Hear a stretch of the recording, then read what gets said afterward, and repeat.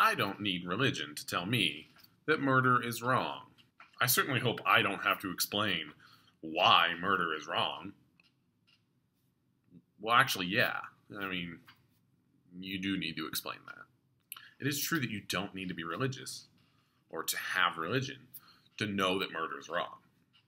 But the only consistent people who have a stance on morality and on murder are Christians. Because here's the thing, secularism and secular humanism cannot prove that anything is wrong. Making a secular case for morality makes about as much sense as Nicolas Cage's continued acting career. It just doesn't.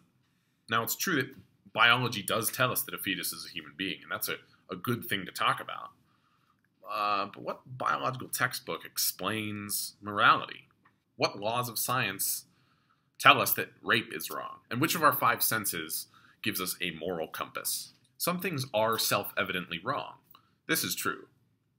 But they're not self-evidently wrong because biology makes them so.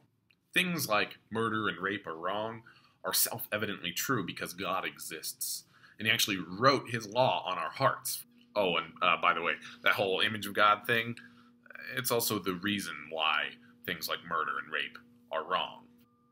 So when you say, oh, I certainly hope I don't have to explain why murder is wrong, well, actually, yeah, you do.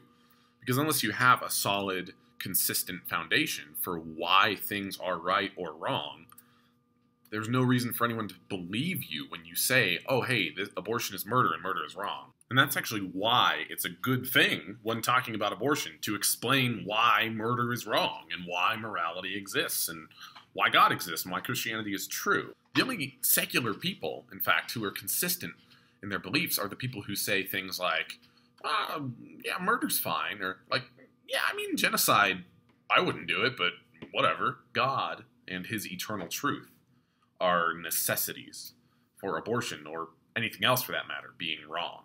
And that's why we as abolitionists would never choose to ignore God, who, by the way, kind of created the universe and everything in it.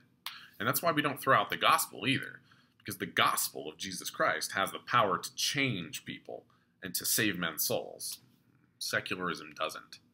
So that's why we say we unite under a common king, not under a common cause of pro-lifism.